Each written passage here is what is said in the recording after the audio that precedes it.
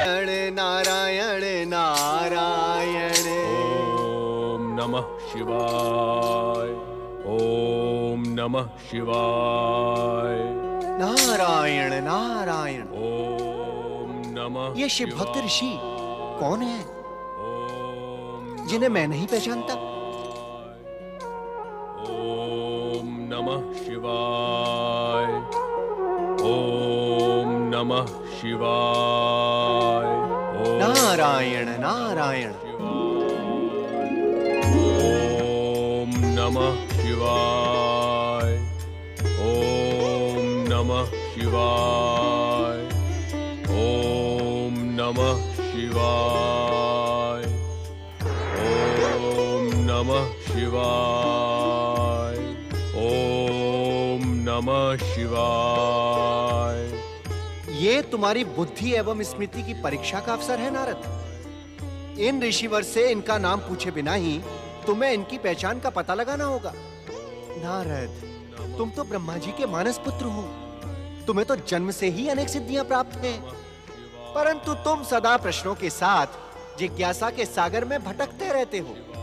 इन ऋषिवर का परिचय जानने के लिए तुम अपनी दिव्य दृष्टि का प्रयोग क्यों नहीं करते हो?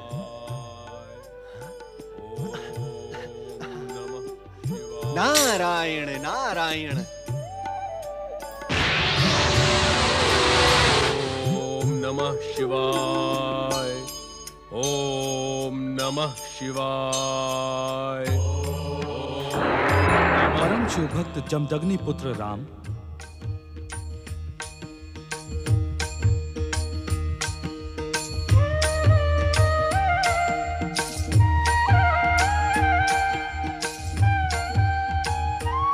परम शिव भक्त जमदग्नि पुत्र राम, हम तुम्हारी तपस्या और शिव आराधना से प्रसन्न होकर तुम्हें यह अपराजेय परशु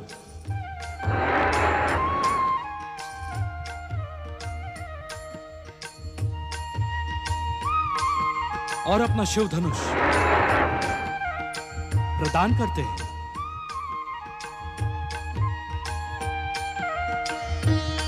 आज से तुम राम नहीं परशुराम के नाम से विख्यात होगे। जगत पालक भगवान श्री हरि विष्णु के अवतार परशुराम का नाम धर्म, न्याय और नीति के इतिहास में अमर होगा। भोलेनाथ, आपकी कृपा पाकर मैं धन्य हुआ। तुम्हारा कल्याण हो भक्त शिरोमणि।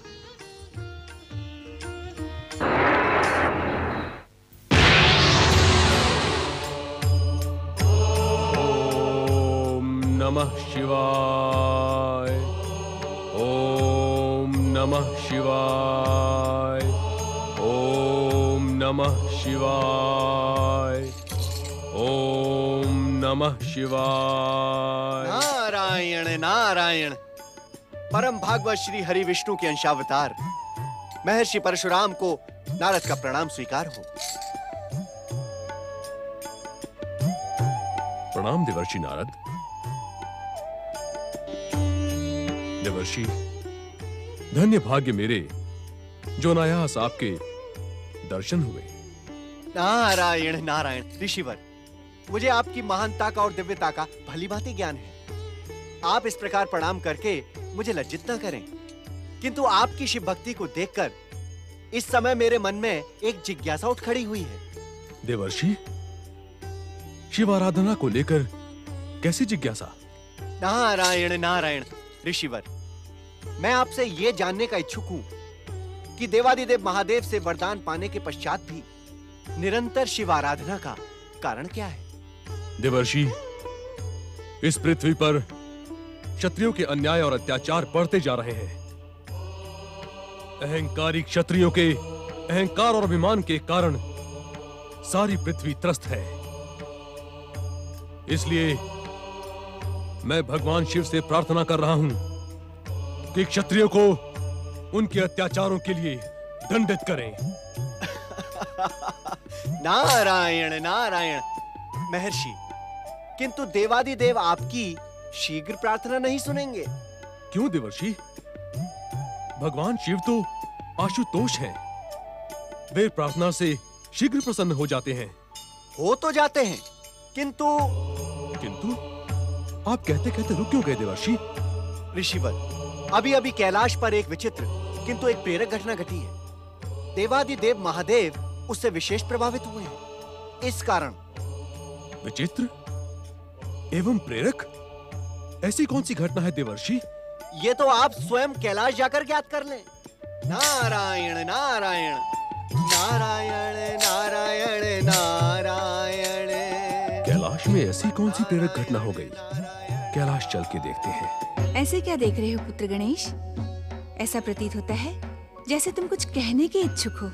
कहना तो चाहता हूँ माता, किंतु निर्णय नहीं कर पा रहा कि कहूँ अथवा नहीं। अपनी बात कहने में संकोच नहीं करते पुत्र। पिताश्री, मैंने तो सुना है कि माताएं अपने पुत्र की भूख और प्यास की चिंता अपनी भूख प्यास से भी अधिक करती हैं। किंतु इतने भयानक संघर्ष, घात प्रति घातों को सहकर मैं कितना अधिक भूखा रह गया हूँ, किंतु मेरी माता को मेरी भूख की तनिक भी चिंता नहीं है। देवी पार्वती, पुत्र गणेश सत्य कह रहे हैं। आपको इनकी भूख का ध्यान रखना चाहिए। किंतु स्वामी, माता, स्नान पर जाने से पूर्व आपने जो मोदक और लड्डू मुझे दिए थे, उन्हें तो मैं युद्ध के मध्य ही पचा गया था। देवी पार्वती, गजानन बनने के पश्चात गणेश की भूख भी गज अर्थात हाथी के समान हो गई है। आपको इनकी भूख का शीघ्र ही शमन करना चाहिए। मैं तो भूल ही गई थी पुत्र गणेश कि तुम अपने पिता के समान युगों तक निराहार नहीं रह सकते। मैं अभी तुम्हारे लिए स्वादिष्ट मोदकों का प्रबंध करती हूँ। देवी पार्वती, श्री गणेश को अपनी दिव्य शक्ति से नहीं अपितु माँ की ममता का प्रमाण देते हुए स्वयं अपने हाथों से मोदक बनाकर खिलाएं।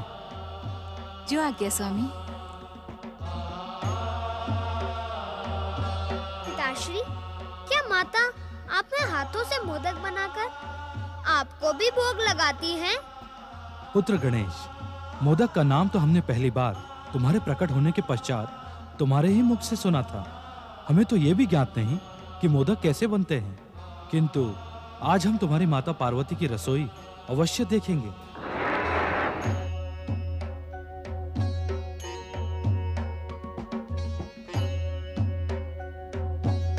दिव्य शक्ति अथवा भानुमति के पिटारे से मोदक प्रकट करना तो ठीक है, और उनके मधुर स्वाद से मैं परिचित भी हूँ, किंतु जब पिताश्री मोदक का नाम पहली बार सुन रहे हैं, तो पता नहीं माता को स्वयं मोदक बनाना आता भी है या नहीं। कहीं वे मेरा मन प्रसन्न करने के लिए तो नहीं कह रही थी।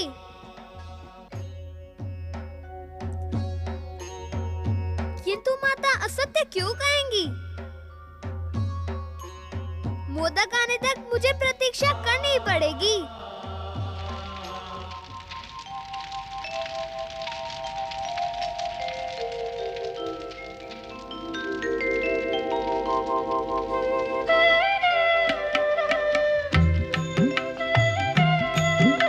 पता नहीं गजानन बनने के पश्चात श्री गणेश की भूख कितनी होगी।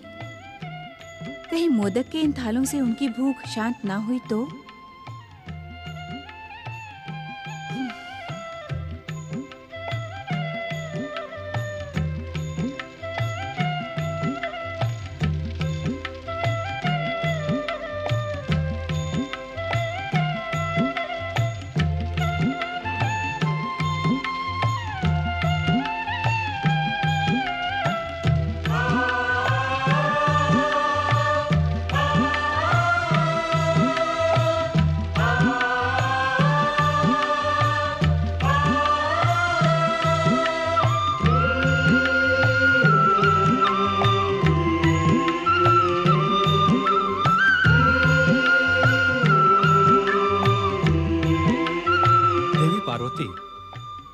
तुमने आज तक हमें तो मोदक खिलाए नहीं। पति और पुत्र के बीच इतना पक्षपात क्यों? स्वामी, देवी पार्वती, मेरे परिहास को आप अन्यथा ना लें। पुत्र के प्रति स्नेह में ही पति का सम्मान और प्रेम छुपा रहता है। किंतु क्या स्वामी? सुमुखी शक्ति स्वरूपा देवी पार्वती, तुमने हमें बताए बिना ही अपने पुत्र की रचना कैसे कर ली? यदि तुम बता देती तो ये सारा कांड होता ही नहीं। मुझे बताने का अवसर ही कहाँ मिला स्वामी। मैंने तो स्नान अनुष्ठान के पश्चात श्री महागणेश के पूजन का संकल्प किया था। अपने संकल्प की पूर्ति से पूर्व मैं आपको अवश्य बता देती, किंतु आपने मेरे बताने से पूर्व ही श्री गणेश पर त्रिशूल से प्रहार कर दिया। वो हमारी भूल थी देवी पार्वती। योग और वैराग्य को धारण करने वाले शिव में क्रोध की उत्पत्ति न जाने कैसे हो गई। स्वामी, स्वयं आपने ही तो कहा था कि ये सारी घटनाएं परम देव श्री महागणेश की इच्छा एवं संकेत से हुई हैं। तो भूल का प्रश्न ही कहाँ उठता है। जो हुआ वो तो होना ही था। सत्य तो ये है स्वामी कि जन्म जन्मांतरों से मैं श्री महागणेश के इसी रूप की माता बनने की कामना कर रही थी। श्री महागणेश का गजानन स्वरूप मुझे सबसे प्रिय है।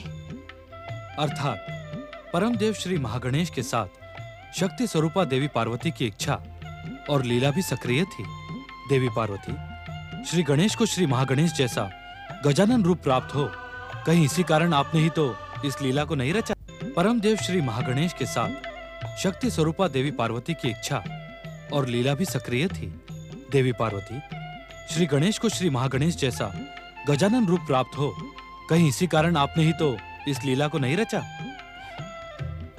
नहीं नहीं स्वामी, वास्तव में ये लीला परम देव श्री महागणेश की ही है, जिसमें हम सभी पात्र बन गए। अर्थात श्री गणेश के गजानन बनने के कारण आपकी जन्म जन्मांतरों की कामना पूर्ण हुई।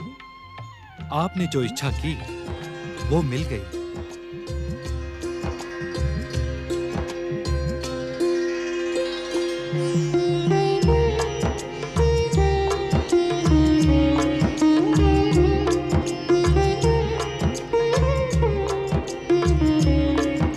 क्षमा करना माता, क्षमा करे पिताश्री। अब मेरा धैर्य समाप्त होता जा रहा है। मेरी सुधा गज सुधा के समान तीव्र होती जा रही है। मैं यहाँ अपने आप को आने से रोक न पाया।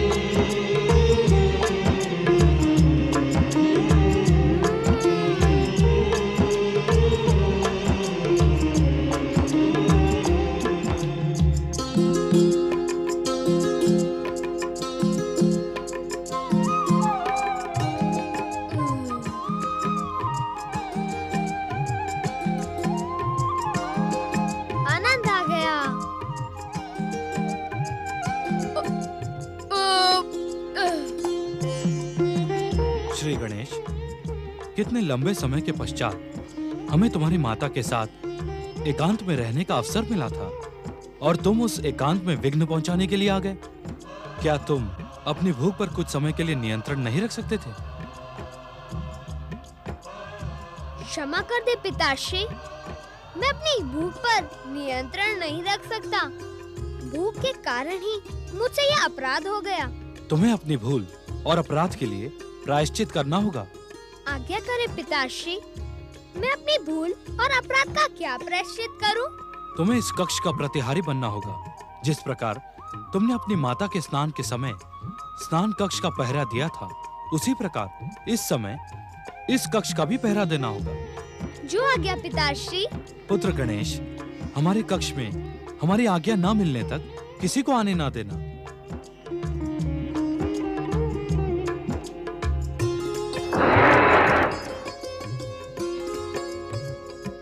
ये लो पुत्र, हमारा त्रिशूल धारण करो।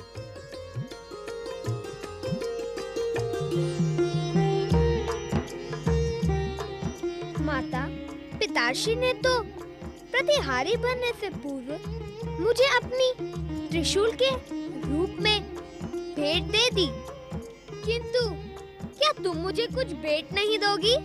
कैसी भेंट श्री गणेश? पिछली बार जब मैं आपकी आज्ञा से प्रतिहारी बना था, तब आपने अपनी दिव्य शक्ति से प्रकट स्वादिष्ट मोदक और लड्डू मुझे भेंट किए थे, किंतु आपके हाथ से बने मोदकों के सम्मुख वे दिव्य मोदक तो स्वादहीन हैं। श्री गणेश, आपके कक्ष के बाहर पहुंचने से पूर्व ही ये मोदक के थाल बाहर पहुंच जाएंगे। सत्य माता।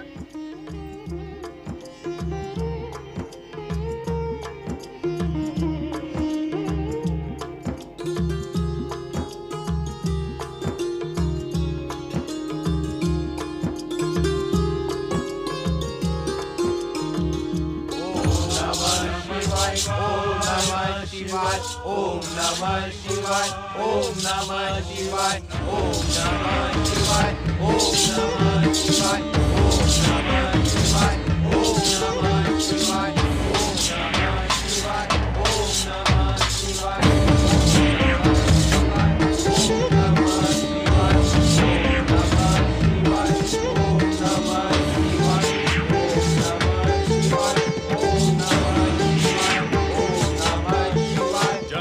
शिव शंकर।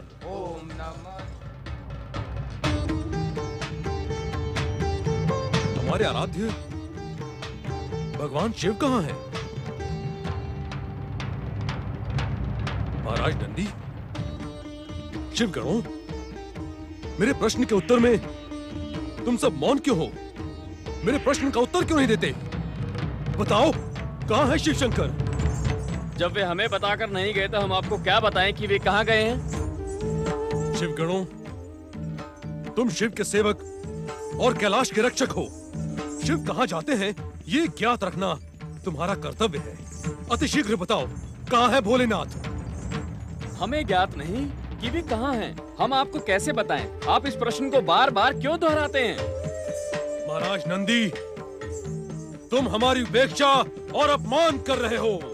इसे आप अपना अपमान समझें या उपेक्षा? हम सत्य कहते हैं कि भगवान भोलेनाथ के स्थान का ज्ञान हमें नहीं है। वे मुझे कुछ भी बताकर नहीं जाते हैं। भगवान शिव यदि नहीं बताते तो तुम्हें तो ज्ञात रखना चाहिए। भगवान शिव के जाने के स्थान का ज्ञान रखना तुम्हारा कर्तव्य है। ऋषिवर, आप अपने क्रोध में हमारे कर्तव्य की परिभाषा रचने का प्रयास ना करें। युगों युगों से हम शिव के सेवक अपनी सेवाओं से उन्हें संतुष्ट करते रहे हैं और उनकी कृपा प्राप्त करते रहे हैं। भोलेनाथ की कृपा के कारण ही तुम्हें शिवगण जैसा महत्वपूर्ण पद प्राप्त है, अन्यथा तुम सब इस योग्य हो ही नहीं। ऋषिवर, आप हमारी योग्यता पर प्रश्न चिन्ह ना लगाएं। शांत रहकर शिव ध्यान में लीन होकर आप प्रतीक्षा करें, नहीं तो आप जैसे आए हैं वैसे ही लौट जाएं। नंदी, हमारे क्रोध को जगाने का दुस्साहस न कर, अन्यथा अनर्थ हो जाएगा। हम अपने आराध्य भगवान शिव को स्वयं ही ढूंढ निकालेंगे।